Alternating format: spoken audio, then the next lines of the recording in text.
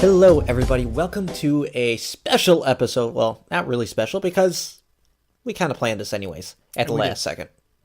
But welcome to a Gamescom episode 25 of BitLapse. I am your host, again, Dave, with my co-host, Jamie Too Shy. That's wrong. Welcome. Hello, everybody. What you waiting for, Dave? I am totally leaving this in because it just justifies the name Jamie Too Shy.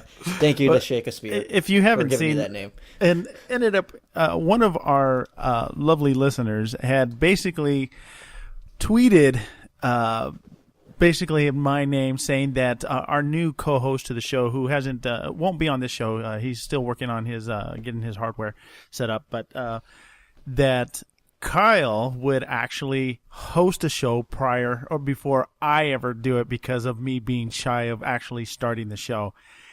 And that's not going to happen, first and foremost. I'm going to do next week's show. So, Miguel, if you're listening, I will be doing episode 26. I will start the show just to prove to you that I can do it. This is all under pressure, though. I'm just letting you guys know right now. This is totally under pressure. So, anyways, he tweeted basically saying that instead of being, well, I guess he mashed both our names together. So he did David Too, what did he do, Dave? Was it David Too? No, it's Jamie Too Shy. Oh, he did Jamie Too Shy.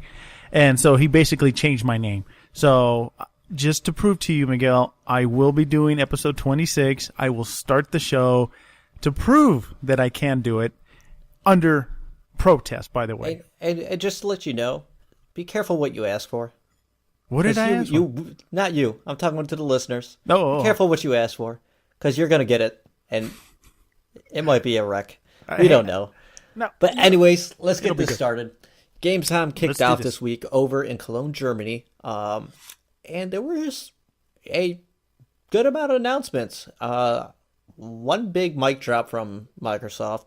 Sony, they showed a ton of interesting-looking games, I would say.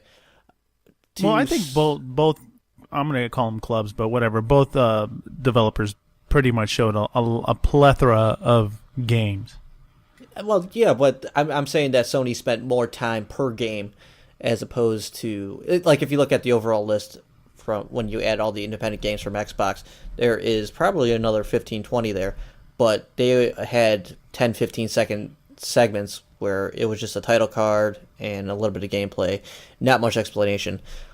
That's why you kind of see a little bit more press with the Sony stuff, because they gave time to each one of those. Each one had a formal trailer for the most part, or it had somebody talking on its part.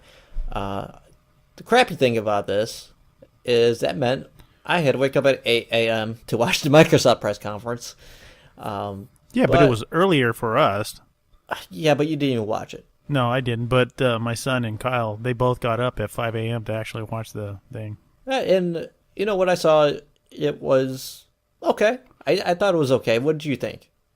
Before we run down each individual segment of it. Overall, I mean, basically, both developers came out and did I'm just saying Microsoft in general right now. We're on the Microsoft half. Well, with Microsoft, they basically, I think they did great. I think they came there to show exactly what they were going to show. And just like what Phil Spencer was saying, it's about the games, and basically stating that this was going to be about Xbox One. This is the year that you want to play on an Xbox One. And I think they did a fairly good job of it. There was a lot of stuff that we saw there that we didn't see in E3. A lot of things that they didn't announce as well in E3. But overall, I think they did a fair good job, I think. Yeah, and, typically in the past, there hasn't been much big things coming out of Gamescom. It's kind of just a repeat of what they showed at E3. So it was kind of nice to see. Well, it's the first time I actually woke up to watch a Gamescom press conference, which is odd. It's just so darn early. I mean, obviously it's in Germany. Well, it's not that it's early. It's just it's a result of what the battlegrounds are like right now. And I'm using battlegrounds loosely. It's because it's a competition right now. It's a very tight competition. Well, I wouldn't say tight, but it's a competition where both sides are taking notice, and they are pulling out all the stops to try to get their platform on top. Well, and I have to agree. I mean, I wouldn't even say that you use the term loosely. I mean, it literally is technically, more of a metaphor of a battleground in the sense of both of them are coming out swinging. They both want, people to buy their consoles. They're both swinging, stating we're going to have the exclusive titles. We're going to have the best amount of games for this console. They're both going at it back and forth. And I would have to say both sides are doing a great job. And this is what it's truly about. It really is about battling about who has, the more titles or the more exclusives. And, what I'd like to see, or what I would have liked to have seen in general, is that more games come out more in this year. A lot of the titles are coming out early 2015, but it would have been really cool for them to say, okay, a lot of more of these games were going to come out more at the end of this year or the fourth quarter of 2014. Well, they're kind of leaving this. Everybody's trying to get away from this fourth quarter it's actually the second quarter, but the holiday season this year, because of the big name titles. Like you got Master Chief Collection, you got Destiny, you've got, it's just, you have these big names that aren't small games. They're not single player focused games. No. They're about the multiplayer, they're about the long road.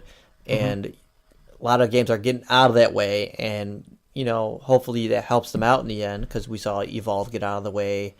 The Order. Now everything is like moving to February, which I think ends up being another kind of, you have like 3 or 4 games coming out that time, which is like Witcher, Evolve, and there's like one other one too. Well, I can't remember. And that was, just recently Evolved, or the game Evolved, just announced that they did push it back until February. So, I mean, a lot of games or a lot of developers have been pushing back the game, and like we said in past podcasts, I think it's a good thing. So, besides that, I think what we need to do, Dave, is kind of do a quick rundown of what we've already laid out. And I think that's what I was about to say. Well, let's dig into the meat of this. Right, exactly. And this is in no particular order throughout the conference, so we're going to jump around here a little bit. Let's start out with the Call of Duty Advanced Warfare, because it is kind of topical since they just released all the multiplayer kind of details just the other day. Yeah. I was looking at it, and it might sound bad when I told you, like, after I saw it, I'm like, it looks like Call of Duty. Right. And that's not necessarily a bad thing. It's just, it's at the point where it's doing what I expect it to do. Mm-hmm. And that's not necessarily a bad thing. It's just, it isn't really pulling at my strings to get me back into it. And I wasn't like you guys. I didn't get to see it, so I was on my trainer while I ended up watching the Microsoft conference. But when they did start showing the Call of Duty Advanced Warfare, it almost kind of got me back into it. And I'll tell you why. It almost made me feel like it was almost a Battlefield game. Though, again, and I've said this before in past podcasts, they really need to kind of up the ante in regards to the environment. They really need to. For me, I think that's also been the problem with Call of Duty games, is they up the ante on every single game, that the ante's up 100% of the game, so you never feel the peaks and valleys throughout the whole game. There's never, in, like, say if you set a standard and everything is like 110%. So that doesn't, compared to other games that might be 110%, but for that one game, it seems like that's a standard.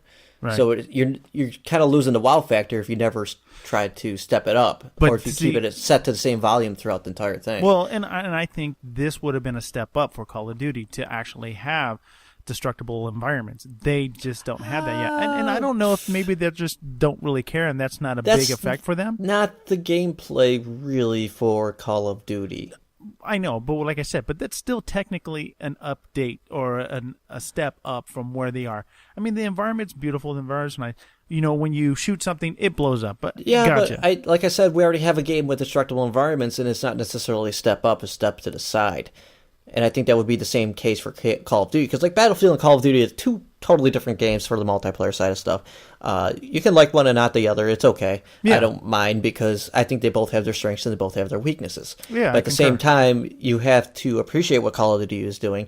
They tried to do the old school multiplayer method where you know what the map's going to do every time. You try to lock down like an alleyway, try to get your sight lines ready, and it's more of that going on instead of, the times that we play Battlefield. Half the time there's 4 or 5 people off doing absolutely nothing, just trying to blow up the dam in a level to basically troll everybody there. Mm-hmm. So true. That stuff kind of usually ruins the gameplay for some people. Well, but overall, depends on who you're playing with. But either way, I think it's, like I said, it looks like Call of Duty. It looks very nice. It's a very pretty game. Yeah, and the multiplayer side of what we've seen of it, it definitely, like I said, it still kind of grabbed me a little bit. I wouldn't be not wanting to play the game. A lot of the older Call of Duty games, the past ones, really just didn't do anything for me. But because of maybe because of it being next gen, it's really kind of piqued my interest, you could say. So that's kind of, for me, that's kind of a big deal for me anyways, because I was just kind of away from it. I can right now bring up a game that you had a more positive reaction to, and you still haven't played it outside of 2 weeks. What's that? Of its release. Titanfall. True. But I think it just got stale for me because, I don't know, it just didn't grasp me as long as I thought it would grasp me. It was good, and it was, you got to do the wall run and stuff like that, and, having the Titanfall, it just seemed kind of crowded at some point. For me, it was just kind of set, like it was almost the same thing over and over again. And not the saying that Call of Duty may not, or may be like that, but, I think maybe because of, maybe because I haven't done it, or maybe I haven't played Call of Duty for so long. Well, the way you just play. Yeah, but the way you just phrased that, it seems like you don't like those games that are tight quarters. You'd rather have the wide open, sprawling battlefields of Battlefield. I do like to be able to stretch my arms a little bit, and I don't want to feel like I'm trapped into a certain area. And these are, I understand they have to give boundaries, but I just wish the boundaries would be a little bit bigger. And for me, Battlefield has always given me that experience. I don't have to go. Battlefield also has vehicles, so it's easier to get to point A to point B when your teammates are actually working well together. Right, and it's like when you and I play, we've always had that ability where I jump on a tank, or we would go into a tank together, and I would shoot, and you would drive, or whatever. We were able to work together as well as a group. Where Call of Duty is more of the single player. Yeah. You could work as a group. But people that work as a team in either game always end up on top. We've had our disagreements in the past with that, but that's because you don't really see the intricacies of Call of Duty like I do. True. Let me kind of get back on the subject what we're talking about in regards to the bundle. Call of Duty's great. You're going to be able to basically pre-order it, or actually it'll come in and then it'll be able to pre-download that too as well with the 1 terabyte drive. One thing the thing is, what you just kind of muscle everything up a little bit. There is a Xbox One bundle coming with Call of Duty Advanced Warfare. Right. It comes with a digital code, a 1 terabyte drive, a headset, a controller for $4.99. You can't pre-download the game because you don't get the console until the game is out. Well, yeah, but you're right. Pre-download stuff is later on in the show. True, but you're right. I'm sorry. That was just tackle it right now.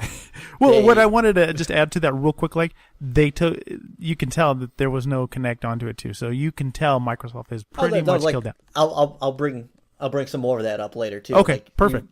Even more of the bundles after that, but also they announced that you can now pre-order stuff digitally. Nice. And along with that, select titles will be able to be preloaded, which is one of the things I've been trying to tout. Say, please let us do this. It makes it easier. So actually, it makes me not want to go out to the store at midnight. That means when I get home, turn on my Xbox, I'm ready to play, and I don't have to stop at the store, find out that they technically don't have any copies for if you didn't pre-order and all that BS. So that's kind of nice that they've added that. And it's supposed to be coming this fall, I believe. Yeah. Or this month, 1 to 2. Well, it'd be kind of cool. They have, we haven't had the August update. That'd be kind of cool if they added it to the August update. But I mean, like I said, it's going to be certain games that they're going to allow you to do Right. it with, not every game. Though, and like you said, you've been waiting for this for a long time. So, and me too. I've been on that train as well. The fact is that I don't have to worry about going anywhere. And if I'm at work or whatever, I can start it, have it preloaded, whatever games that they allow us to preload. And by the time I get home, I'm set to go. Exactly. So you don't have to sit there like, for instance, when the Destiny beta became available, Right. and how long it took me to download that. Yeah. It was crazy because I was trying to download with a bunch of other people at the same time. Right. And that is really actually a good reason why preloading games for a lot of people is really good, or actually just for this generation is really good. Just in fact, for your example, you may not have a good download speed versus, whether mine or somebody else's. We don't have to sit there and wait for you to download and finish your download because yours is not as fast as mine, or you just don't have the bandwidth. Now, you can start it when you leave work. By the time you get home, it's all said and done. We're all ready to play all together as a group. Especially with the size of the games now, it takes probably on average at least 1 hour to get a download. Just like for the perfect example was Plants vs. Zombies Garden Warfare, where I couldn't buy it from the app at the time, but now you can. I couldn't preload it, so basically I had to get home at 12 a.m., buy the game, then try to download it, and then 3 hours later I was ready to play finally. Yeah. Which, and that was the only way you could get that game, too, so it made it kind of a little bit more. But that's only for people that are crazy like us that have to play games right away. Well, but I think that's a lot of people. I mean, a lot of hardcore gamers in general. I mean, gamers in general, I guess I would say, are always, once the game releases, we just want to be able to get to the game and play it, period. And the ability to pre-order it and then be able to preload it would be awesome. See, now I can't yell at you for pre-ordering something if you're allowed to preload it. Then there's the actual benefit reasoning to pre-order it. Yeah, so I can't really yell at you anymore if that's the case for the game that you pre-ordered. Anyways, let's go on to the second bundle that was announced, and that was a Sunset Overdrive white Xbox One bundle for $399. Yeah. That one is just a white Xbox One with Sunset Overdrive for $400. So technically, you're basically getting the game for free. Yeah, and it's kind of nice that Microsoft is actually allowing, or basically different, unique Xbox Ones. So, I mean, they did that for the Xbox 360s. They had them for the Halos, and I think there was and the Call of Duties. So they're doing the same thing, which is kind of nice. Now they're doing this for Sunset Overdrive, which is just a pure white-looking Xbox One. Yeah, it was basically, if you ever saw any pictures like around the launch of the Xbox One, there was a picture of a white Xbox One out there that was only giving away to Microsoft employees. Yeah. And so basically this is that white Xbox. So they're saying, okay, let's give it to all our gamers, and which now let's sell I that think says more about the game than it does about the state of the console itself. Though, but for me, I mean, okay, so like the Call of Duty, even the way they were saying it on the broadcast, they're saying you buy a white Xbox One console, you get the game for free. So I think they're actually worried about Sunset Overdrive and the release date and all that stuff. So, they're giving a launch game away for free. Yeah, but or a release date game away for free with an Xbox One that is kind of higher value because it's different from all the other ones out on the market right now. Well, they're scared just because of the fact I just think a lot of people had anticipation about what this game was going to be, and they were disappointed because it's not being what they expected to be. So, bundling it with an Xbox One, they're going to get more sales that way.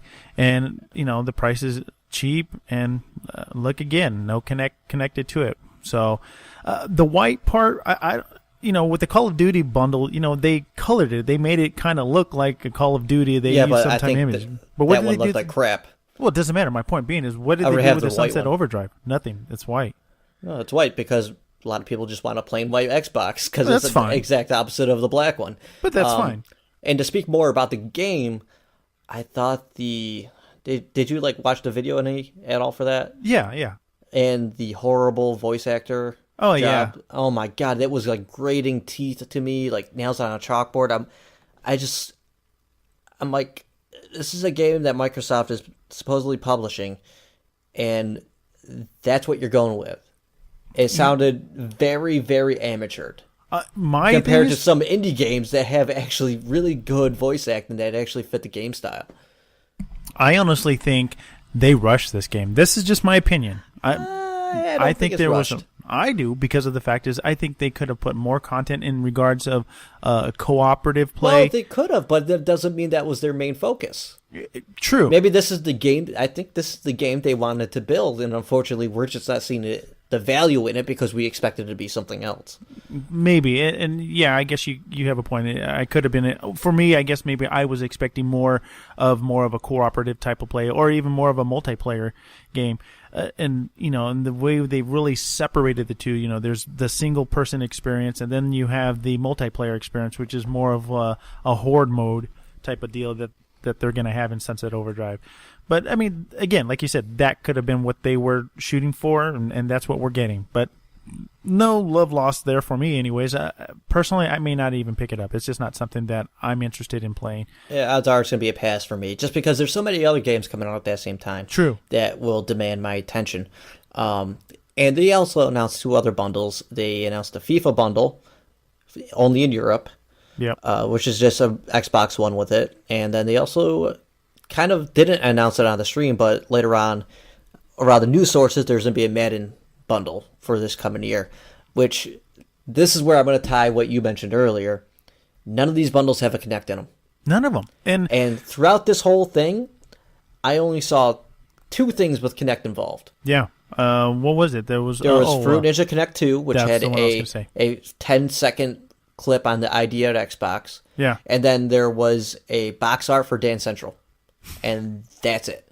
It's so this is like the horn song for rest in peace, people are passing but and that's Reveille, right? Yeah, something like that. Yeah. Reveille. Yes, so this is the Reveille for Kinect. It's I don't, like I said before, that Kinect is dead. Yeah, and you know what, to confirm what you're saying, there was an editor who was basically after the conference. He basically wrote a little piece, and that was basically his header, was the Kinect was dead, and he was just basically reviewing all the different games that there are, and out of all those games, there was only 2 games that had the ability to use Kinect in it, and he wasn't dogging it, but he was just more like, okay, this is officially how Microsoft is gonna basically let it die off. Because that's 2 major events without really a mention of Kinect. Yeah, and but you know what? I don't see it being a bad thing. And again, I do, because I spent $100 extra for it. Well, I mean, I guess if you don't I bought it for the potential of the Kinect, and then they just gave up on it because the market that didn't buy their box yet didn't want it. Well, the market or the consumers didn't want it, and I just don't think they supported it well enough, and I really think they were behind the curve on that, because of the fact is you already had Nintendo who already had it, then you had PlayStation already had it. No. Well, Nintendo had it different. First. No, it's totally different from Nintendo. At least Nintendo and Sony are more like the Kinect is a totally different experience. But I'm just saying it's still in the sense of the same, where you still had arm and leg movement. Okay, however they've done it differently, it's still the experience of you used your body to control the game. Yeah, but the Kinect was more than that. It's supposed to be voice and facial recognition and all that stuff. The Wii can do that. The PlayStation Eye could do a little bit. Yeah. But not at the same fidelity.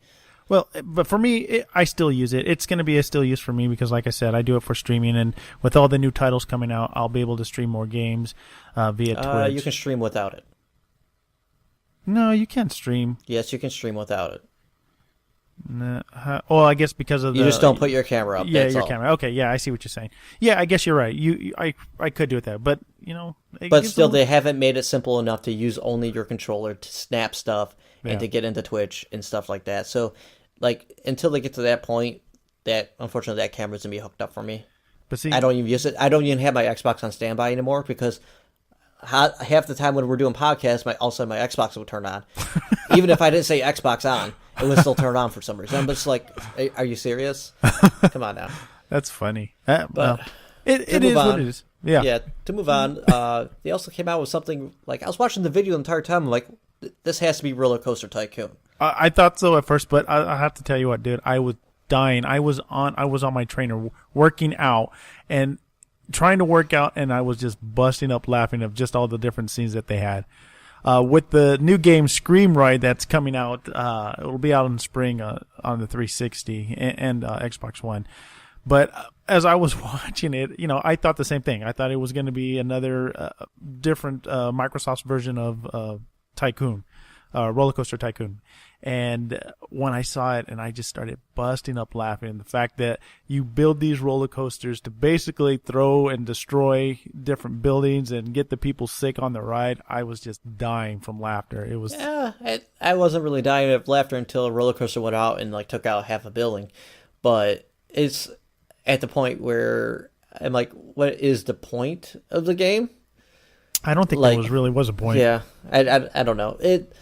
It seems cool for what it is. I think it's just one of those fun games. I might try it, but I don't really see myself investing my time deeply into it, creating these mega contraptions and stuff like that, unless they allow more than one person to help create a park. Oh, that'd be cool. That'd be a different story. Yeah, but we don't know too much of the game and just what they had showed of the trailer. But it definitely might be something just to try out, like you were saying, Dave, and see how it is. But obviously, it's not something that you would keep for a long period of time. Yep, and next, we knew this was coming at Gamescom. I know I was still wondering what this game could be, and finally they showed some actual gameplay from Quantum Break. Yeah. Was it what you were expecting? I'm still kind of confused on what they explained the game, but no, it wasn't really what I was expecting. I thought it was something a little bit different, more what I thought of an Alan Wake. It does have that Alan Wake feel to it, but with the whole time stop and the Matrix feel, I don't know if I'll get into it too much. I might end up getting it probably if it goes on sale or something, but I'm not too sure if I'll end up picking it up when it releases. Yeah, and I think it goes to the point where, for me too, I was kind of a little underwhelmed, but I was thinking about the overriding story of the whole thing, that it comes down to, we want AAA developers to work on new things. Yeah. And unfortunately, these new things end up looking and playing like the previous games. Yeah. And I can see a lot of Alan Wake and Max Payne in Quantum Break. Yeah, and I had the time manipulation stuff, that's Max Payne. Right. Just the way the person moved around in the environment, it looked like Alan Wake. Right. So it's... obviously those are them... It doesn't surprise me as much as it should. It's kind of like Destiny and Bungie. How that is basically a kind of Twilight Zone version of Halo. So it's not as surprising. It's not as big of a step for me as it should be. I'm not blown away. Right. And I think that's an unfortunate thing. Really, I just think for developers, they really need to kind of break out of that shell. And I understand it's a comfort zone. But it's not even that. When they do break out of that shell, people revolt and say they don't want it, then they don't buy it. Well, it's a double-edged sword where you're trying to be bleeding, cutting edge, and new, but if you go too far from that equation that worked for you in the past, people will just leave you out there to drown. Well, and that's the problem, is it's because of the community is so vocal on what they're wanting, it's really tough for developers to basically come out with something new because they are so afraid of the community in some sense. No, they're more afraid of the financial stuff than anything. Well, sure, they don't want to disappoint fans, but at one point you have to stick to your creative decisions and say the fan doesn't know what it wants. You have to kind of show them what they want. True, but again, that's breaking out of their little comfort zone and trying something new. And maybe this is like a little baby step for Quantum Break or even Destiny. They are trying something new with a little kind of a twist in the game. But like you said, you and I both came out and said it felt like Alan Wake, or it had the feel of Max Payne. because the developer basically created those games, and they are still using those mechanics to try to create this new experience. They're evolving the mechanics, basically. Right. But at that point, it's where, are you sure they're evolving it? Is it taken to a next step? And just that small, short snippet that we saw, it doesn't seem like they're going the next step in the gameplay department. Of course, they're going the next step in the TV stuff, right? Because the TV stuff that was both and Max Payne and Alan Wake is now supposed to be part of the whole overall picture. Right. But we still don't know how that's all going to fit in. It's still kind of a big question mark. Yeah. But at the same time, I really hate to say this, but it might go the way of Alan Wake again, where it might be a decent game, but it's not going to get its numbers right out the bat, and it's going to look like a failure right away. Well, and I think as we get closer to the release date, and they'll start, and they said, after the end of the trailer, what they showed, or the live gameplay that they were showing, if we wanted to see more, they were going to show more content of actual gameplay as it gets closer. On the show floor. Well, they're going to show it on the show floor, too. Oh, yeah, okay. So even still, they're still going to show a little bit more. And maybe it might change my mind, maybe it won't, but we really need to, I think there just needs to be more to be seen of this game. Just like, when they give these little snippets, it's great, but you're leaving us to not really, for me anyways, it felt like, okay, that was it. Yeah, I saw the whole time stopping. The only thing I saw cool was it's time stopping. He runs up to the guy and he does this whole in the air, hits him in the face type of deal, and which I was like, oh, that's pretty cool. But I'm still wanting to see more of the game. I need to see more to be, I guess, to get excited, or maybe pique my interest in some senses. But for me, I'm still needing to see more. Yep, overall. And something that we need to see more of is the newly announced Halo channel, which to me just looks like a glorified app for your Xbox One, where it kind of aggregates like any videos, any gameplay streams and stuff, anything that has something to do with Halo. Yeah. And to a Halo fan, that's probably a huge deal, but to someone like me, it seems like, actually, you know what? Just thinking about it, it's like the next Halo Waypoint. And you know how many times I used Halo Waypoint? No. Probably twice. The first time I downloaded it, and maybe 2 months later to check my stats, and then that's it. I never even used it, honestly. I mean, exactly. It's for the hardcore Halo fans, and I understand why it's there. Yeah. But that's and why there's a huge following. I'm trying to explain why we're not going to spend much time on it, because it doesn't really mean much to me either. No. You or I. So we're just going to move on from that. Next, we'll cover Forza Horizon 2, where they were going over some of their social aspects of the game, like the racing clubs and stuff like that. Yeah. For me, I thought we would use, or I just thought maybe for you and I, and sorry for interrupting, but I thought that would be a really good experience for you and I, and whoever plays with us, just because of the fact we can build our own clubs and race up against other clubs, as well as race against each other, and a lot of cooperative play is involved in, for me anyways. That's what I've been looking for, which I didn't even get the first Horizon, so for me this is going to be, I'll definitely end up picking up this game for those aspects of what type of gameplay they're going to have in it. For me, unfortunately, there is the crew that comes out around the same amount of time. Right. That they both want you to be like really focusing on team play and stuff like that. One is a little bit more based on reality. The other one is kind of on arcade style. Yeah. But at the same time, I do see the cool things like the car beat-ups. You know how many times I like build a car in Forza, I'm like, oh, you got to see this car. Yeah. And unfortunately, the only way you can see that car is when you're behind me, because I'm too fast for you to catch up. So you only see the back end of the car. You never see the front. But at least with car meetups, you could go around looking at everybody's cars. You can look at their, any of the designs, the decals, the vinyls that they have on. Yeah. It's kind of cool stuff that's going on there. I still don't know what really to expect from it. Even after playing through the entirety of Horizon, I just don't know if there's enough there for me to return to that environment again. It's just, for me, it's just a Need for Speed game with Forza logo put on it. For me, that's what I'm taking from it.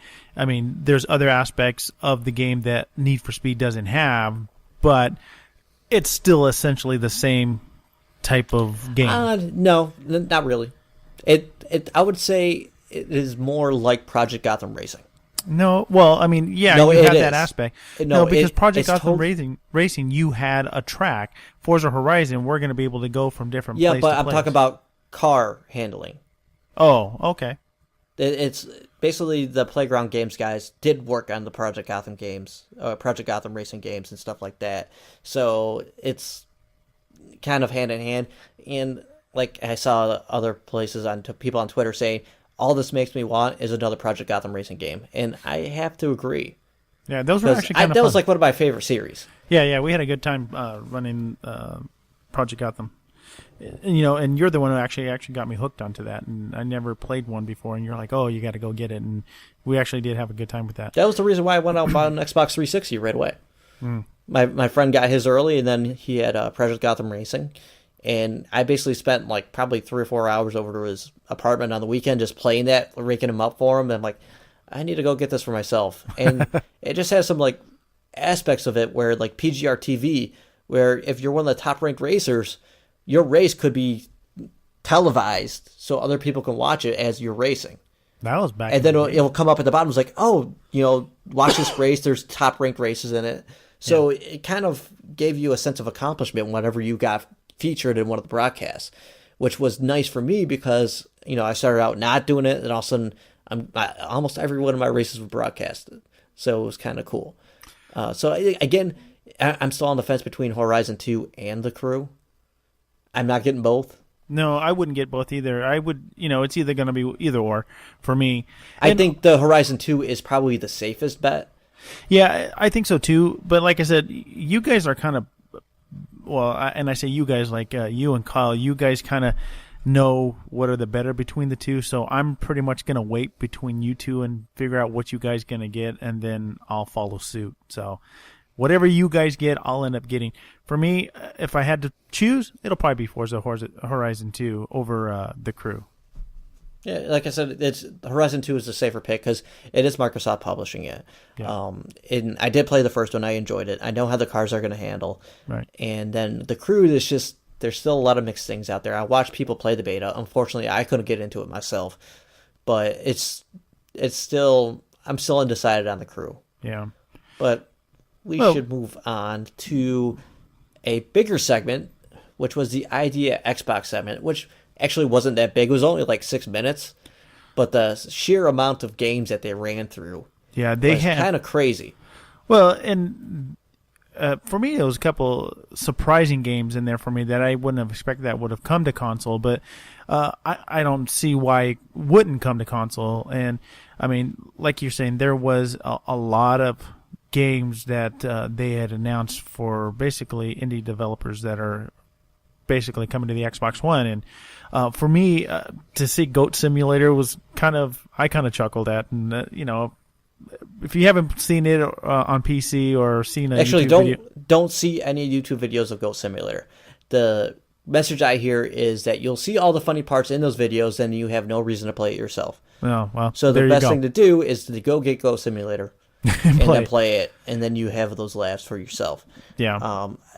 For you, like me, I saw like a handful of games that it kind of caught my eye. Yeah, it was the same thing here. Yeah, like Space Engineers. We've been playing that on PC, and that is a phenomenal game.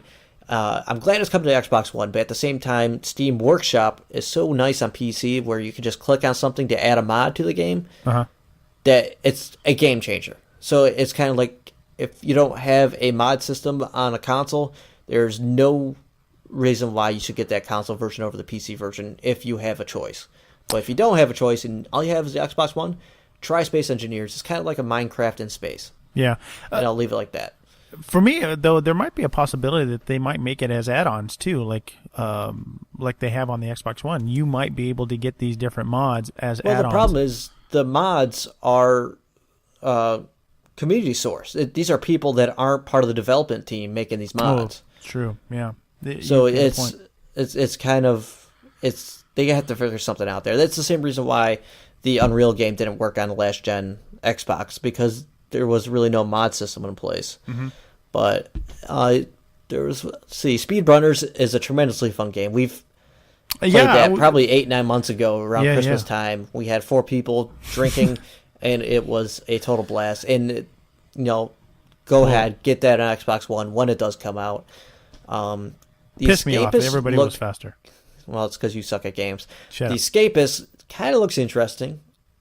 Yeah, I thought it looked pretty good. I don't remember too much of it, but I do remember. It's made by Team 17, which is the Worms team. Yeah. And basically, you're going through your everyday prison thing, trying to plan a breakout. Yeah, I do remember that. It was more the 32-bit look, top-down game, which I even, after looking, I was like, hey, that might be pretty cool and pretty fun to play. So it depends on how deep the systems go and stuff like that, and how much room to maneuver you have to plan your escapes and everything like that. Yeah. Is there anything else on this list that caught your eye? Yeah, for me, Smite. Smite, even though it was a PC free-to-play game, I didn't know it was. You told me that, so I'm taking that information from you, and I'm stealing it. But I'm not big into MOBAs, but I thought because it was a different view aspect, I thought maybe I'd give it a try and see what it's like. I did kind of dig the kind of characters that they have. But that was probably the only other game I would have to say that kind of really caught my eye. I kind of chuckled at the Fruit Ninja Connect 2 type of deal. There's your other, there's one of the Connect games that they're going to have. But everything else, nothing really else. Besides the stuff that we saw from E3, like Inside and Cuphead. Right. Nothing else. Breath of Life didn't really interest me. Gunscape didn't interest me. Ghost of a Tale, I don't know. Did that? I don't know what that was going on there. I need to look more into that. The same thing with Blues and Bullets. There's something about it that kind of looked cool. It's just I didn't know what was going on, and there's not enough. I just wish they spent a little bit more time on that stuff. Yeah, I think they just kind of rushed up. I wouldn't say they rushed. They had an hour and a half of content somehow, so I think it was more talking about the bundles and stuff like that. Yeah. But anyways, let's get to what the mic drop was. Yeah. This was a big deal. So you go ahead and introduce. This was totally unexpected too. I was sitting there watching it. I was in the Gamertag Radio hangout talking to everybody, and me and Paris from Gamertag Radio had the same reaction. We put it up pretty much at the same time. It was what?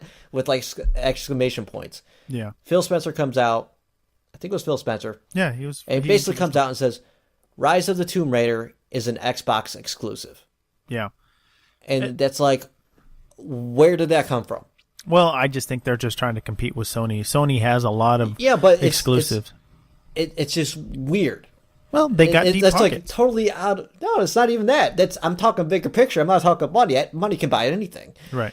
But it just came out of left field because why would Square Enix give this up when they just did definitive editions for both consoles? Part of that was that the PlayStation 4 version was more capable, I would say, higher resolution. The frame rate bounced around a little bit more than the Xbox One, but the Xbox One had a lower frame rate, lower resolution, stuff like that. Right. But it's just, it was a successful game, the last one. And all of a sudden, Microsoft just like grabs it out of the air and says, nope, we're publishing this from now on. And that is like a huge grab. Well, it's a huge name. Obviously, Tomb Raider name in itself is a huge name. So to grab it as an exclusive,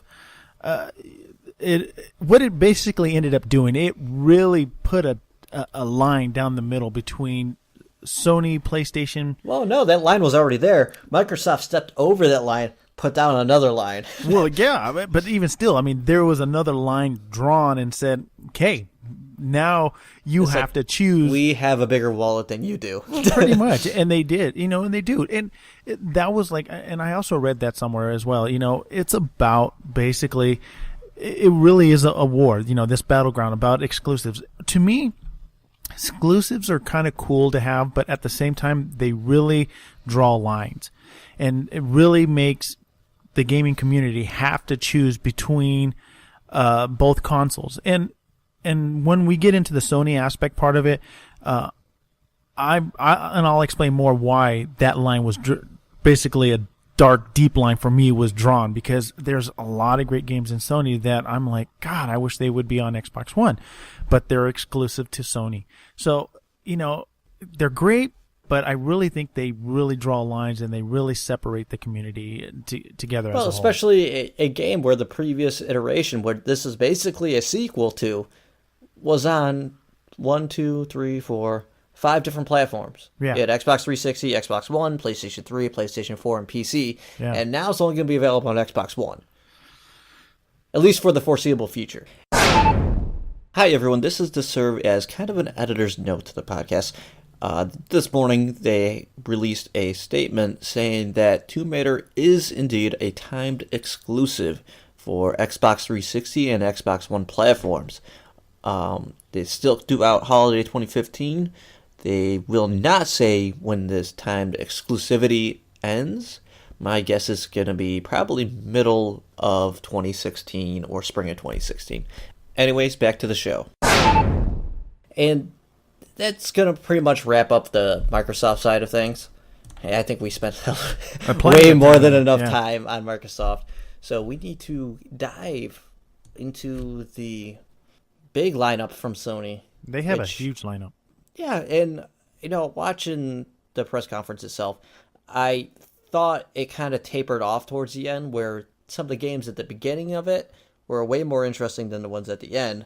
But since you didn't really get to watch it, you just watch all the YouTube videos and stuff like that, so you can't really have an opinion on that. So, but anyways, let's take a look at Bloodborne. Bloodborne actually looked pretty darn good. You called it more of a, what'd you call it? It's Dark Souls. Dark Souls. I'm sorry, Dark Souls 2 or Dark Souls in general. I thought it was kind of cool. I kind of liked the music. I almost thought it had a Tim Burton type of feel to the game. And I was telling you, it's a little too dark for Tim Burton's sake.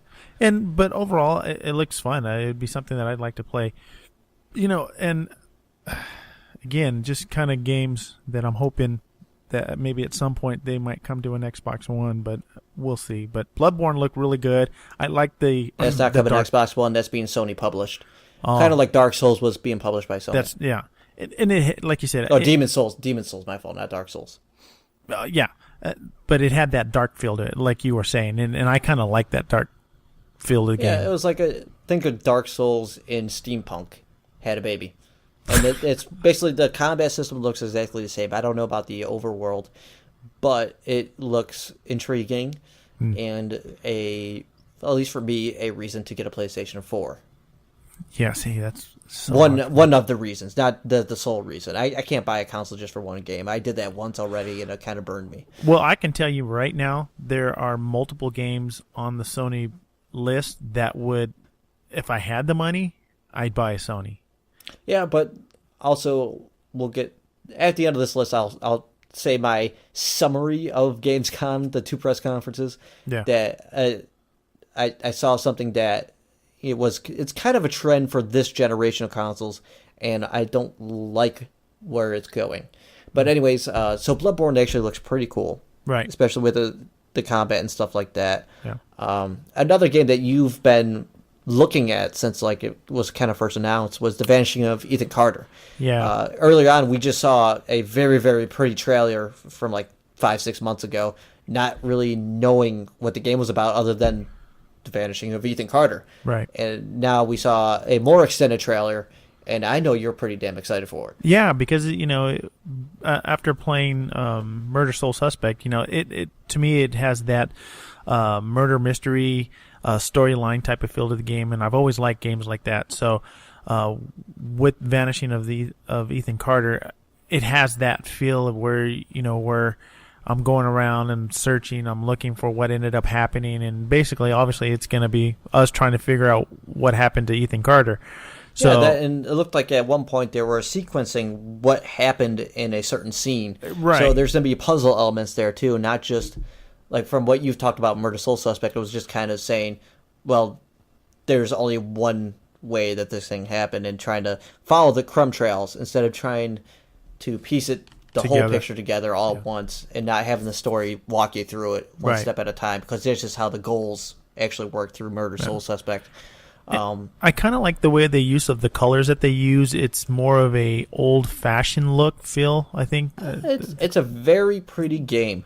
Well, just walking through it, it kind of reminds me of some of the I can't remember the name of the game right now, but it was a PC game, independent game, where you're just basically walking through these environments and it's telling a story at the same time. Right.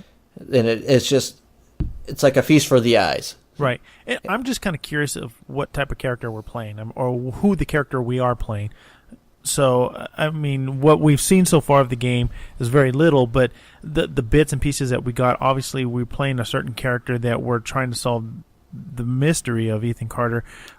But because they said that Ethan Carter unleashed something that he shouldn't have. Yeah, I guess. And it seemed like it caused the death of many people, and it seems like you're trying to piece it all together, see why he vanished, what he unleashed on the world, and stuff like that. And the setting's kind of like back in the, like I would say maybe the 1800s, or maybe not even that far, but maybe the early 1900s. And I just kind of like those type of feel of games. You know, you have to walk, and you've got the old scene sets and things like that. So things like that intrigue me and gets me really involved in the games. And especially, I'm hoping that the storyline's going to be really good, or the lore. Overall, you know, basically trying to tell me the story and get myself really deep into the stories, and I love games like that. So I'm hoping that's going to be good. It's coming out for Sony, obviously, for PlayStation, but also as well for PC. So I'll end up picking it up for PC. Yeah, of course, because you don't have the PlayStation 4, and then it also is no mystery of why you like the Order 1886. No, because that's good. It's the same kind of century that they're pulling from, and it's very deep in the storylines, and they kind of gave us more of an inside look at the story and see what the hell's happening. They include Nikolai Tesla. You hear him voice over the trailer saying that he made these weapons, and unfortunately he thinks that the weapons he made will be the undoing of man. If anything, that, like, the gameplay hasn't really caught me yet, but the story, the setting, the look of the game, those have me intrigued. Those two, and I'm really interested to see where the story goes. But what I kind of, and when they made that game, they made it or feel, or just by, I can't say how it made feel because I haven't played the game, but more of when I was watching that trailer, those guns they felt heavy. You know, when you shot it, when he shot the gun, you felt, for me, it felt like you can feel the pushback of those guns. Yeah, they like Ready at Dawn Studios, the people that are working on it, they have said that, you know, this might be only 30 frames per second and they're running in like a letterbox mode. It's because they want to get a cinematic feel for the entire game. They want you to feel the game as opposed to just play it. And I got that feeling. There was a part of the trailer when one of those, I think it was part human, I can't remember what they called it, or in the game, but he was basically being attacked, and the look and the feel and the way that the character, that monster was being shot at, and it was the same monster from the E3 demo. It was a kind of a wolf, right? They called it something type deal. Yeah, it was like a hybrid something. And anyways, for me, it felt like I got immersed just by that little trailer. So, like I said, that's another great game that I would love to actually get into and play. But again, same like you, I'll wait till the end of what we've discussed and my feelings. Yep, and then the next game where I was watching the trailer and I actually had to look up, well, what is this game? It's the Tomorrow Children.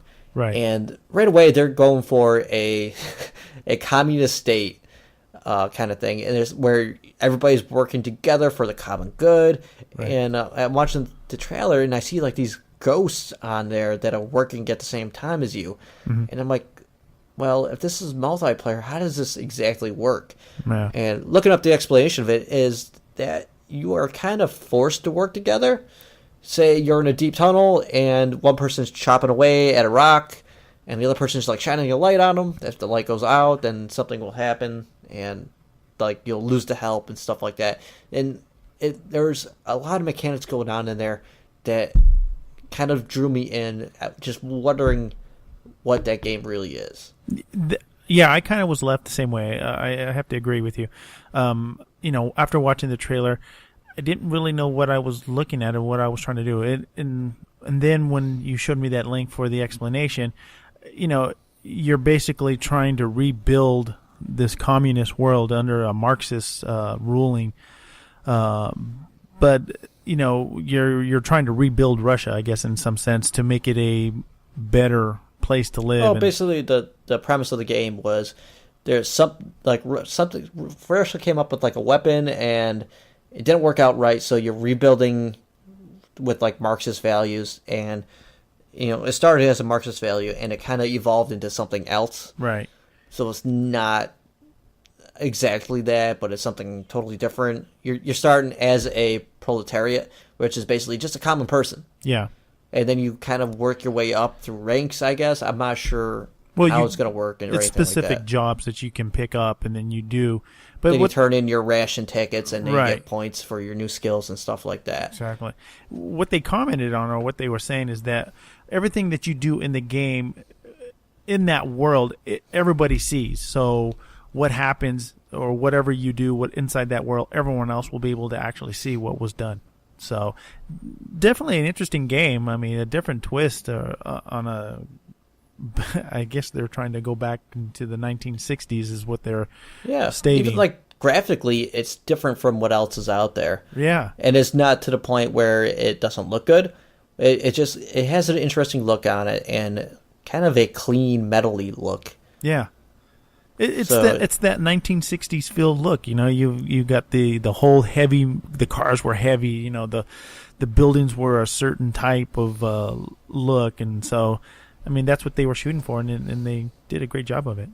Yep, and like one of the cool aspects too, they're saying that you could like elect a mayor, and say one mayor will reduce the price of buildings by like 70% or something like that, or another one will say that reloading the defense guns takes like 15 seconds less, and you would elect a mayor depending on where you are in the say if you're getting attacked, then you're obviously going to elect a mayor that gives you faster reloads and stuff like that. Right. So there's a bunch of smaller subsystems that are going on there that just really interest the hell out of me. Yeah. The other game, Volume, I looked at it, kind of watched the trailer. It's I don't know. It didn't really intrigue me too much. How about you? Yeah, I was watching it, and it just didn't draw me in at all. Unlike Rhyme, which when I saw Rhyme, it reminded me of Zelda. Mm-hmm. And that's the one that just came out, the Wind Waker, where it just came out for Wii U, and I actually have a copy of it, and it like the art style looks eerily similar, and it just makes me wonder what's going on in the world. It seems bigger than Wind Waker, but who knows what's going to happen. But it seems very cool. Yeah, it's kind of an interesting... to me, I mean, I think it's a story-driven game with some puzzle. What I kind of took from puzzle and environment, running through, trying to get to what seems to be... I don't know what that thing is that he's going like after. It looked like a little key door or a like keyhole. a keyhole / door, yeah. So there's a little bit of a mystery in there what you're going to be doing, like what that journey is going to be like trying to get there. What is the story of the kid? Right. Just some similar things where it has me interested in seeing what that game can be. Right. It's another one that would put on the list that would probably be a must-buy if I did get a PlayStation 4. But we'll see what happens with that. That was a game announced a while back, and they've been showing it here and there. Mm-hmm. But that was the first time it actually caught my eye. Right. Speaking of catching my eye, whenever I see Ninja Theory working on anything, it immediately catches my eye. I just love their games.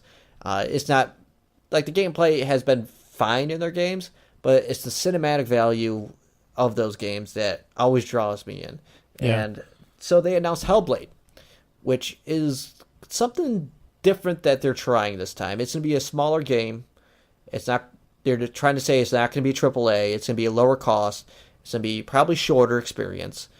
But from what they showed, it was, exotic lady like Ninja Theory likes to do in their games. Yeah. And a lot of people are saying that it echoes what Nariko from Heavenly Sword looked like. But I was also thinking that it looks like the girl from I forget what the other name of the games that they've been doing, but most of their female characters look the same in the face, and they're usually powerful in some way or another. So it's intriguing that what is going on with this blade that this female is wielding, and why did it bring that thing back to life? Right, and they really didn't. I mean, besides the cinematic trailer that they showed, I mean, we really haven't seen much more of it besides that. But I mean, I'm with you on the same thing. I'm kind of intrigued by what it looks like and how it's actually going to play. And I mean, obviously, it looks like a single player game, but it looks pretty good. It's probably going to be a single player game, judging by Ninja Theory's past games. Odds are it's going to be kind of a 2-button, 3-button combo type deal. Mm-hmm. That's what those kind of games have always been for Ninja Theory. They've been solid, and I've enjoyed them for the most part. To move on to something that you are half right on, and I tried to say that it would never happen. DayZ has announced that they are coming to consoles. Wasn't half right. I was right. No, half right, because you said you wanted Armor 4. You never said DayZ. You said Armor 4. Yeah. Trust me. Before I would ever admit that you're right, I would go look this stuff up. You're half right. But basically, they had the main developer, I forget his name, for DayZ, out on stage saying that, yes, they have been working on PlayStation 4 version for the past, 6-7 months. Basically, it started when he announced that he was going to leave after DayZ was done being developed. And then people said that they saw that the team doubled in size, but the PC DayZ still wasn't being updated fast enough. Yeah. So now we know behind the scenes they've been working on this PlayStation version. They haven't said when it's going to be coming out, which is probably a good thing, because that's how you would just send a bunch of PC gamers off on a rampage if you gave a release date to the PlayStation 4 version and you still haven't said anything about the PC version. So I think that's a cool experience to bring to consoles. Well, a lot of people who don't have those type of PCs to play these type of games. Mind you, this game first came out as an Armor 3 mod, and then the developer, the guy who actually started building it, he started with the Armor 3 mod, or actually build that mod, and then as it started to progress, it got really huge. So then he started actually working on building a standalone version of DayZ, what you're going to get on the PlayStation 4. So I think overall, a lot of people who don't have the PCs will actually get a good experience of the game. I don't know if there's going to be anything taken out of it. He hasn't said anything, but I think they're going to have fun playing this game. I mean, I had fun playing it. Well, yeah, and we haven't even played the standalone version yet, because I'm just waiting for it to get a little bit further along in development before I dive in. We spent a ton of time in the mod version of it, but that was really, really buggy. Yeah, it was. But, I mean, but it's a cool social experiment. Yeah, and it is kind of fun. Yeah, and then overall, I mean, the experience in itself is just fun, especially if you can find a group of friends and play the game. You'll have a blast. Yep, and it's just, like I said, just going from building to building, looting, trying to avoid getting killed, and it's very stiff penalties whenever you do get bit or stuff like that. Yeah. Then we visited Far Cry 4, and they kind of explained all that stuff that we had questions about at E3. The mode where you can share the game with people is called Keys to Kyrat.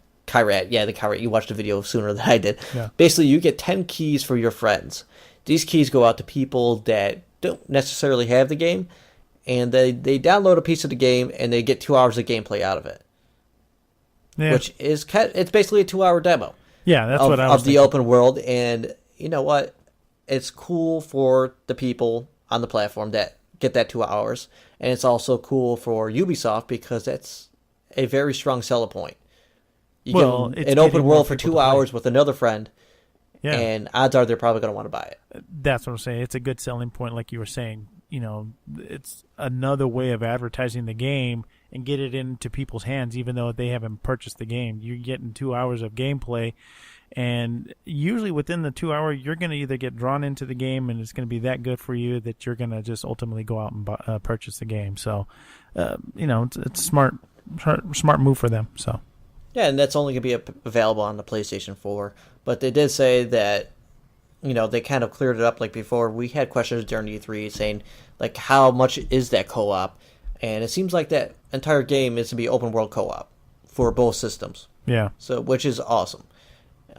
Next, we went to a WTF segment of Metal Gear Solid where they were showing more of the box implementation into the next Metal Gear Solid game, which I thought was kind of funny, but it just seemed kind of totally out of place and nonsensical at all. It was like Kojima was trolling Sony.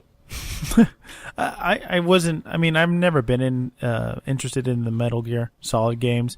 I watched the video. I was just for me, and maybe because I haven't played any of the Metal Solid Gear games, or Metal Gear Solid. So you don't even know what the name of it is. So obviously you haven't played any of it. But the thing is, how many PlayStation consoles have you owned in the past? One. What, the original? Or two? Well, honestly, it's my soon-to-be wife's old one.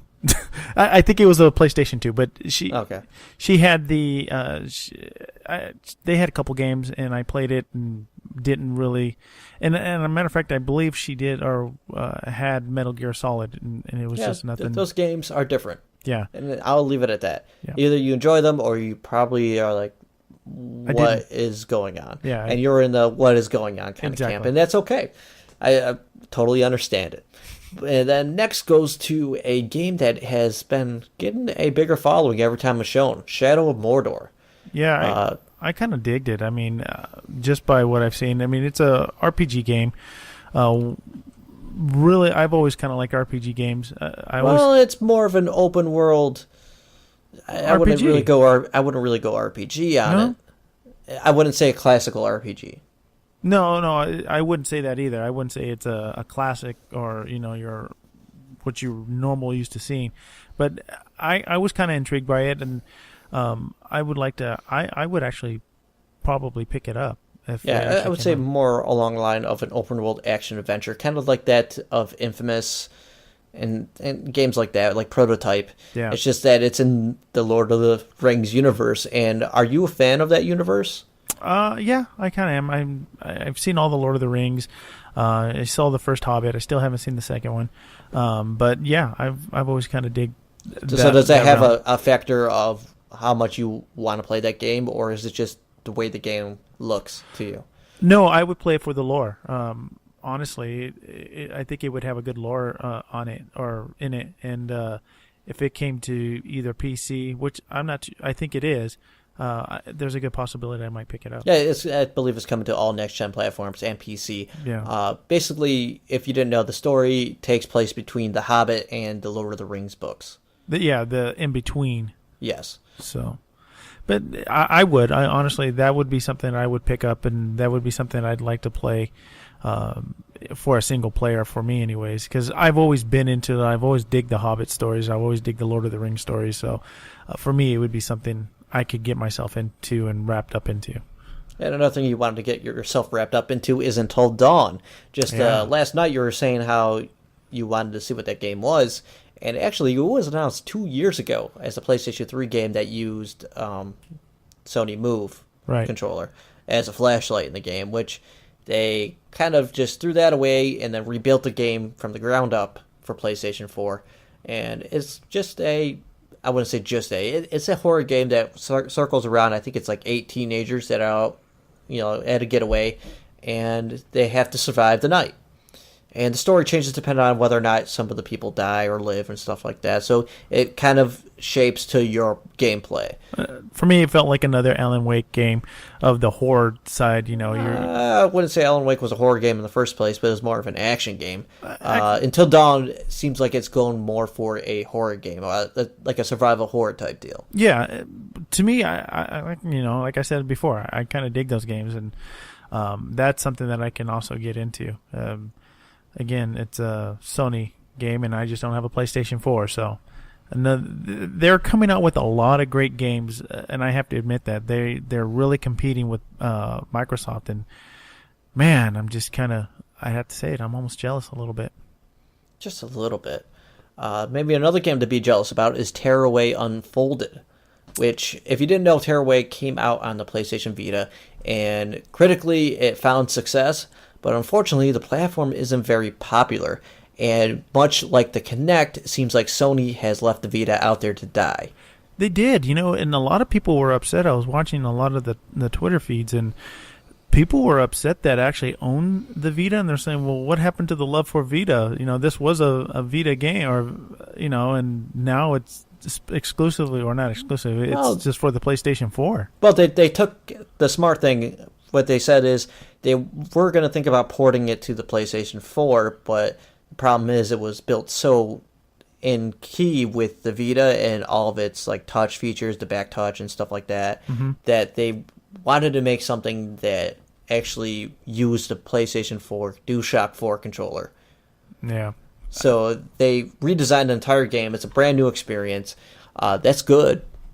That kind of worries me a little bit because Media Molecule is also doing Little Big Planet that comes out this year. So It seems like they're building two games at the same time, even though Little Big Planet 3 seems more of a safer bet since it's basically going to be cross old platform and new platform. So it's...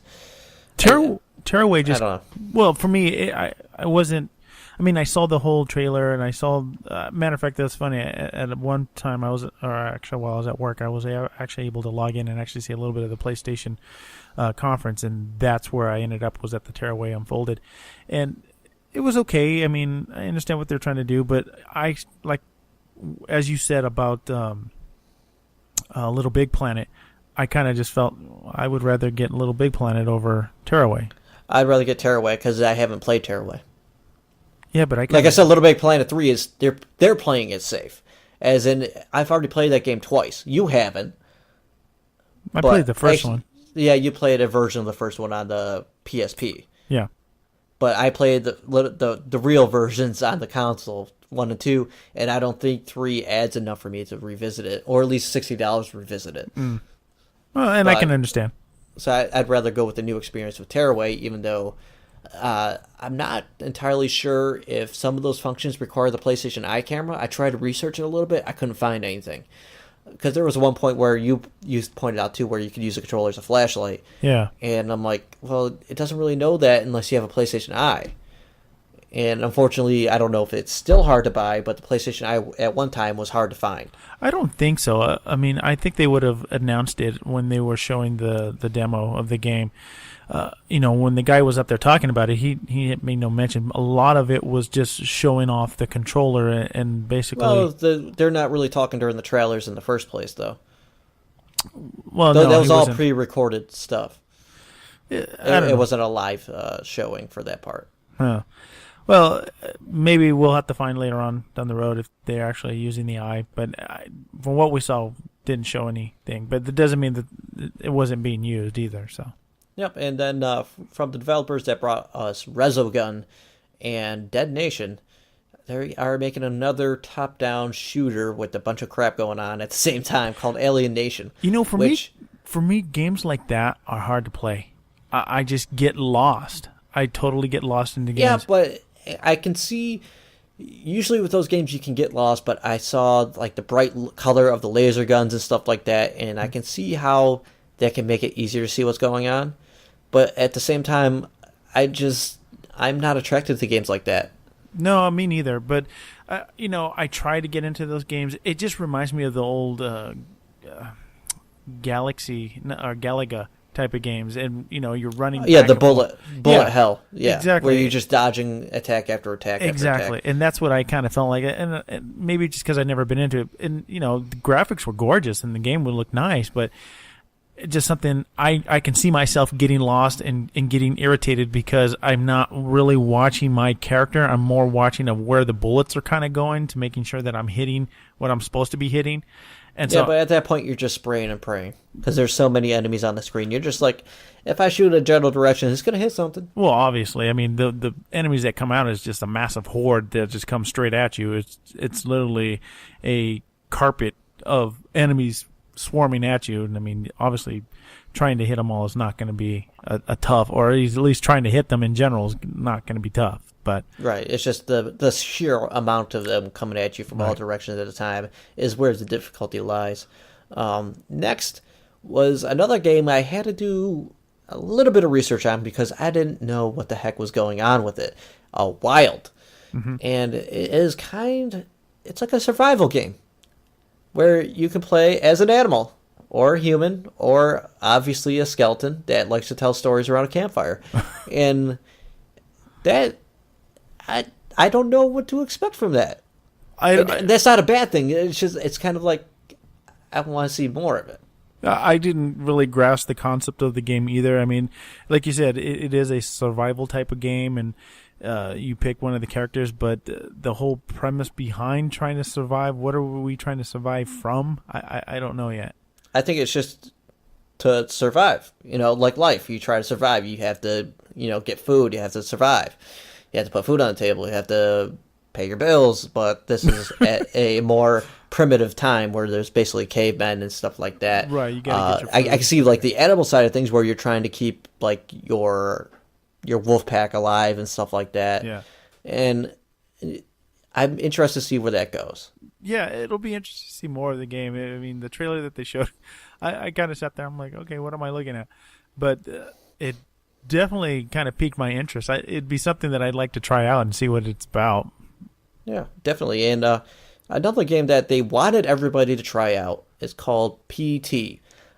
Basically, they came out at the conference saying that this is a new horror game they've been working on. They just showed like a paper bag on a table with a head talking or making noises on it, and then people's reactions to certain points of the game, and then said you could go play the interactive trailer right now, and you could go to your PlayStation 4, download it. If you have a PlayStation 4 and you haven't downloaded yet, go do that right now. Stop listening, hit pause, go download it, play it, and then in 5 seconds we'll tell you what that actually is. 5, 4, 3, 2, 1. So basically, that was a ploy to announce the new Silent Hill game, which I thought was kind of cool way to do it. Yeah, it was different. I have to say that. And what's his name? Guillermo del Toro. Guillermo del Toro's attached to it. Hideo Kojima? Yeah. Am I right? Yeah. Is attached to it. And then Norman Reedus is going to be the main character. I know. And when I saw the thing, I'm like, no way. So if you don't know who he is, obviously he's from Walking Dead. Walking Dead or Boondock Saints. Yeah. Boondock Saints. Sorry, my English is not very well right now. But that's kind of cool. They got a lot of good names in there. They're really looking to, just having those characters, those people in this game is, I like to see that. You got Del Toro that's going to be creating these monsters most likely because he's an awesome monster effects kind of guy. Yeah. And then you have Hideo Kojima who just makes some crazy, crazy stories. And judging by just watching somebody play through that PT interactive trailer thing, it looks like they're going back to the old formula of Silent Hill. I remember that first one. I dig that one. I totally dig Yeah, like the first couple were very good, and then all of a sudden it kind of turned into an action game with bad mechanics. Yeah, I didn't like it after I did place 2, and I just didn't get too far. I tried Homecoming, and I thought it was... I couldn't play it anymore. Well, a lot of people... It's like, if it's bad mechanics, it's bad mechanics, and I can't deal with it. Yeah. But it's... I just like the idea of how they announced it and how they kind of hit it, and it's kind of a small Easter egg and a nudge into the fans' direction. Like, there was a surprise to it. Yeah. No, correct me if I'm wrong. Is this exclusively for PlayStation? They did. I'm not sure. It Me might neither. be. It wouldn't surprise me if it is because original Silent Hill, I believe, was exclusive to PlayStation. So we'll see. I'm kind of. I think it is. The way they were talking about it, I think it is exclusive. And I'll be bummed. Like I said, why be bummed when it gives you a reason to buy a PlayStation 4?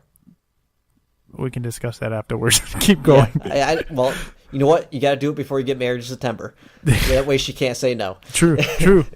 But anyways, to keep on going, and we're getting close to the end, guys, we promise. Yeah. They showed some of Drive Club, and you didn't get to see the conference, so you didn't see the more extended video. No, just... but that game looks really good. Like, graphically, it looks pretty damn good. Yeah. They were showing, like, parts where there was rain on the road. Then they paused the game, and you could see, like, the tire tracks in the rain, and then it would just dissipate and disappear. And, like, standing water on the roads and stuff like that. It looked really good. I am still not buying the handling mechanics, but from what people have said that played it at E3, they are on the right path. Really? Yeah. Huh.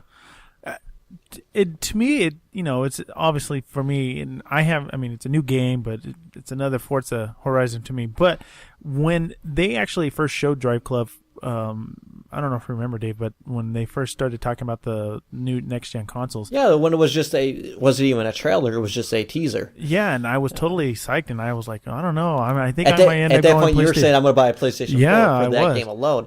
And then it just, from the stuff that I saw behind like closed doors from like people videotaping and stuff, it looked like a mess. And it has been delayed several times, twice to be exact. And now it seems like they actually we're getting it together. A game on their hand. Yeah. And like the social aspect of the stuff is kind of cool. No, yeah. I mean, I kind of dig all this stuff. Like I said, they're going to have the whole group or the, a lot of those games are starting to have those now where cooperative, the clubs and all that stuff. I dig all that stuff, and we can race as a group and race up against other groups and different little mini games that they're going to have or little tracks that you can beat or go up against it with your friends and beat their times and what have you. So I still kind of think it looks really good. I mean, again, I almost wanted to purchase a PlayStation because of Drive Club. Yeah, and it's coming out around the same time as Horizon 2, which is going to be its competition. No doubt about it. Yeah. Especially, you got 3 racing games at the time. Like we said earlier, The Crew is also coming out at the same time. And it's almost like you got something for each platform, which is awesome for if you're a driving game fan, like we are. Yeah. Now, PlayStation 4 did also take the 5 minutes, well, not even 5 minutes. They actually just kind of mentioned it at the beginning that the PlayStation 4 has sold 10 million units worldwide. They're doing good. It's crazy. Yeah. I believe somebody from Microsoft's camp 6 years ago said usually the company that made it to 10 million units first would win the generation. That was Phil Spencer. Yeah. And Phil Spencer hasn't given up yet. No. He's already put out a comment saying, look, we're in it to win this generation. We're going to do it. Yeah. So I totally agree with him. It is way too early. The landscape has changed in the past 6 years. Well, not even that. And just, looking at the game titles that are coming out, I mean, it's really going to push Microsoft up there. They've made a lot of changes in their decision making on a lot of. I mean, obviously, look at the Kinect. It's now going away.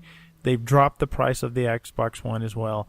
So, I mean, they are going in the right direction, to put it bluntly. To make sure that they are in competition with Sony. And so, and I have to agree, it is still young. The next gen console is still young. So, down the road, we'll see what ends up happening. No, like I was saying, the landscape isn't the same thing it was 6 years ago. There's more clear lines that people either owned an Xbox 360 or a PlayStation 3. And when that started to blend and people had both consoles, that's when you saw PlayStation 3 catch up at the end. And I see a lot of that happening again, where there's enough games on both platforms to own both. And a lot of people I know already do own both. Yeah.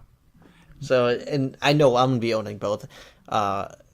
With this showing that they've had, I might buy one by the end of the year, or either way, I'm still probably going to definitely buy one sometime next year. Well, and that's part of what I was going to say.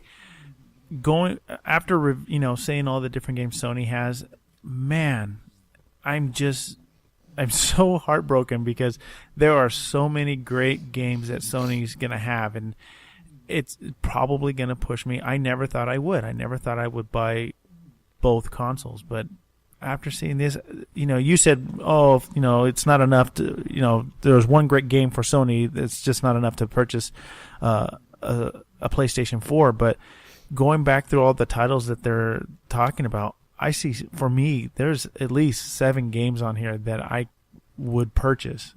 Yeah, and that I haven't gotten to my closing comments yet, which will probably open up your eyes a little bit more. Okay. But we still have one more big bullet point for Right. Sony's thing, share play. Basically, it's the system that they promised when they first announced the PlayStation 4 back at early last year, where I could be playing a game and say I'm having trouble with a race. So then I do the share play function, which will allow you to take control of my game from your remote console and then do that section for me. I'm wondering how well that's going to work. Well, it should work pretty well. Yeah, but with the lag, because you're basically now going from my console to your console to output what I'm doing. It's really going to depend on the game, people's connections. Yeah. And we were asking about this at E3, like, where is this functionality? There's a number of things that they said they were going to be in the box, and then they weren't. Right. Or they just stopped talking about. So it's nice that they're actually following through on this, and it's supposed to be coming in the PlayStation 2.0 update, which is due out this fall, which I'm glad they're getting around to adding this functionality. It is a cool selling point, especially if it works well, because not only can it work when I'm having trouble with a game, say I'm like, dude, this game is actually really fun, just take 10 minutes, play this section. You gotta see this section. And then I just share it with you, then you can play it, and you're like, oh my god, that was cool. Yeah. I need to buy it. Yeah. If it all works out the way that they're planning to work out, absolutely. I think it'd be a great part for Sony to have this type of sharing ability with your friends on the Sony PlayStation. But, it all determines on how well it's going to function. Yeah, the implementation. Exactly. And then the limitations, because odds are they're going to put a time limit on this. I would think they would. I mean, basically, you're just like handing your game over to your friend, saying, "Here, go ahead and play the game." Hey, I got to go to my mom's house, or I got to go do this. You can play my game, and now you're playing the game that you didn't purchase.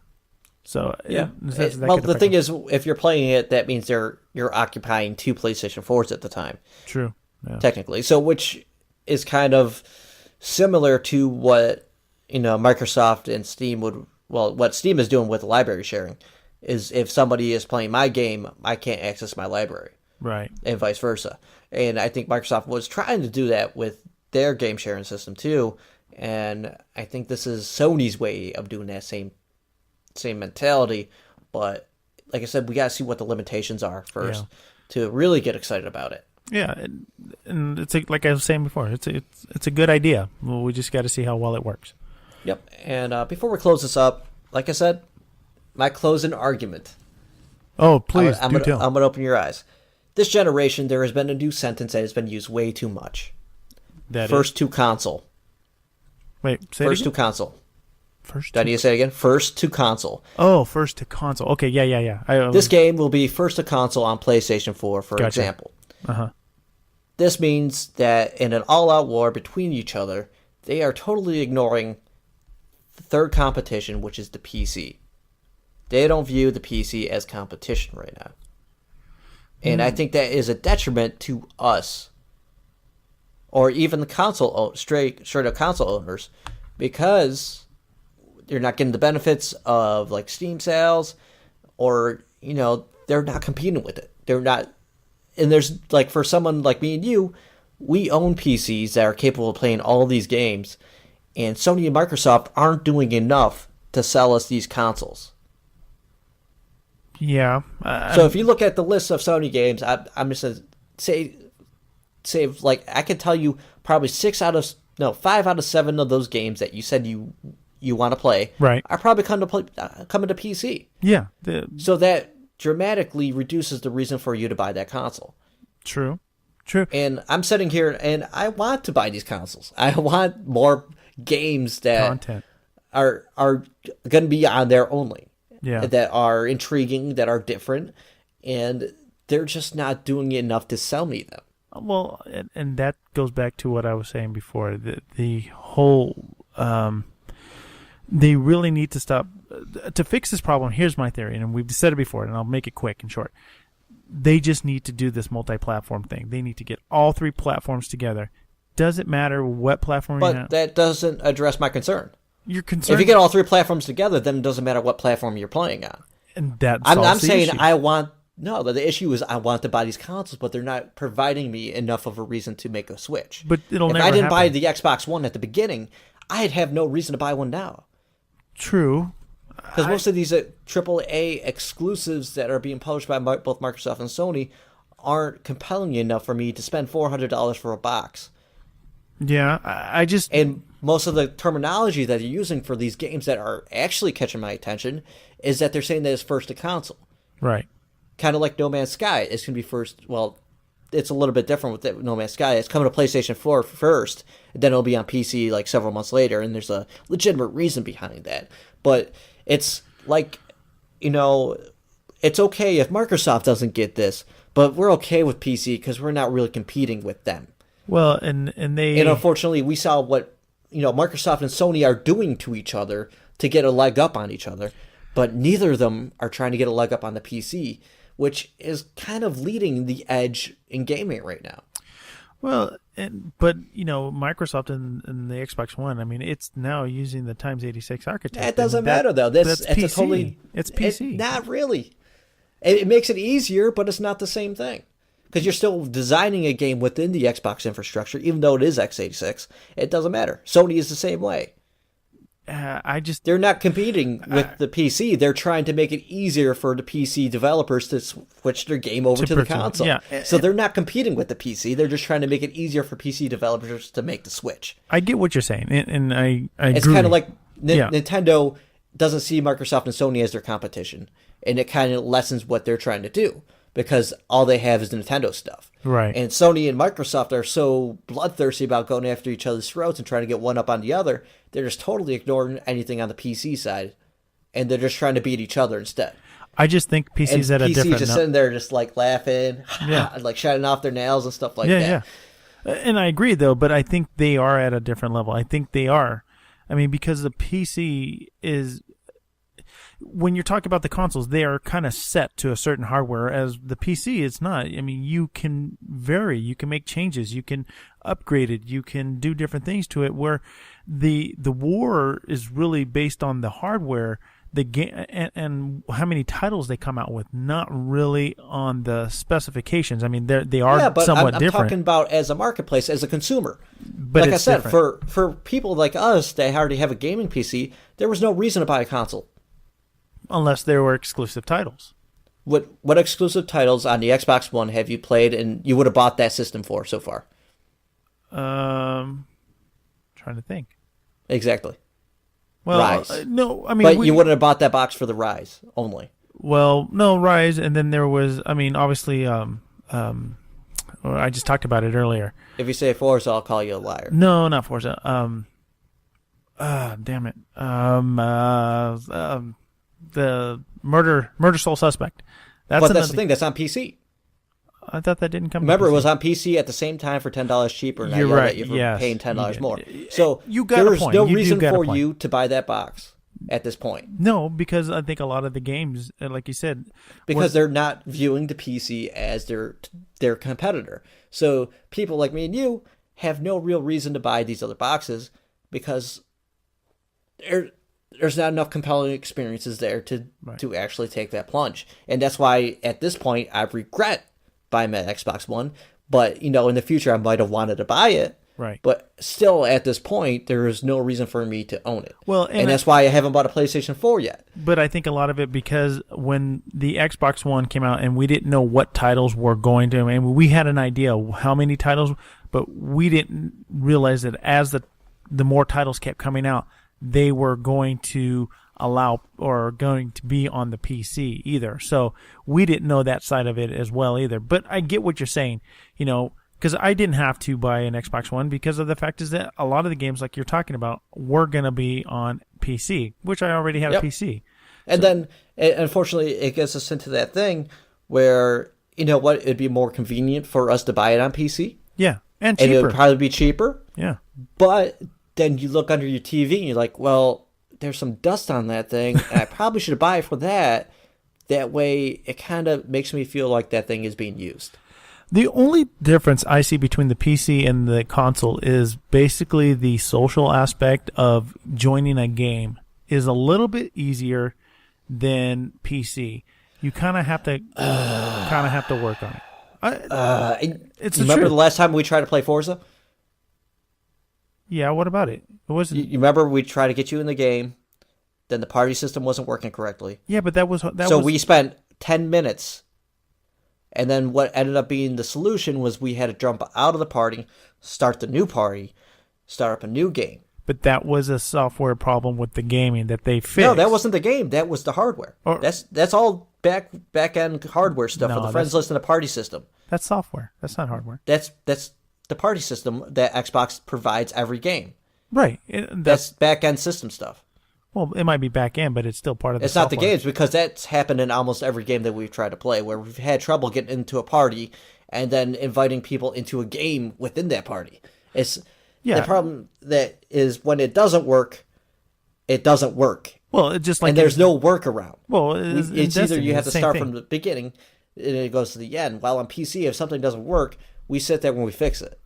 Well, the only difference in what makes it easier for PC in that essence, but even if you took out Skype, I mean, the to be able to join games and to be able to collaborate easily, you've kind of had to, okay, we got to connect to Skype, and then after Skype, we got to connect in the game. We don't need Skype, though. Skype just makes it a little bit easier. Skype is basically our party chat. Yeah, exactly. It's a third-party party chat. You know, there's other software. But it's not needed.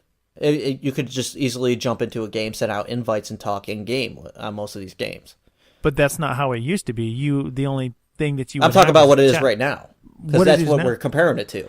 True, but I still think the social aspect is a little bit easier on a console than it is on a PC. I mean, that's just my opinion. I mean, what you're saying is, I'm not negating what you're saying is false based on what I'm just saying that it's equal. You're saying it's easier, but I'm saying that when something goes wrong on the console, we have to contact Xbox support. True, yeah.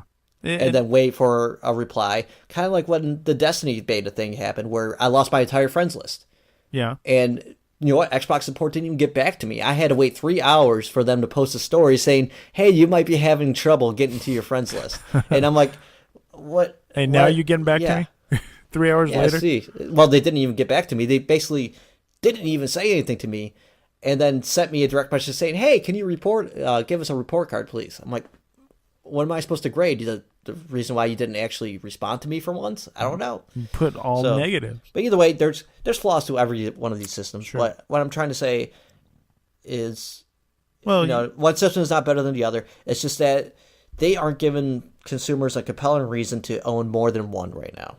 True, and that the fact that they're not adding PC as being a competitive competitor, because they're not viewing anything that PC is doing as vital for their operation. Right. The only reason why Microsoft is trying to get that pre-order and preloading stuff is because Sony's going after it. Right.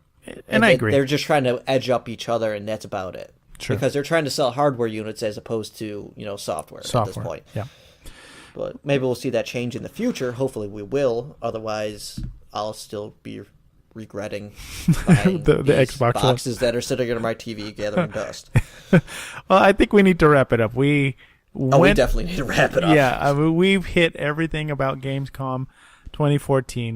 We hit the Microsoft and Sony, and what we felt about the different games and what was out there. I think we covered it pretty well. What do you think, Dave?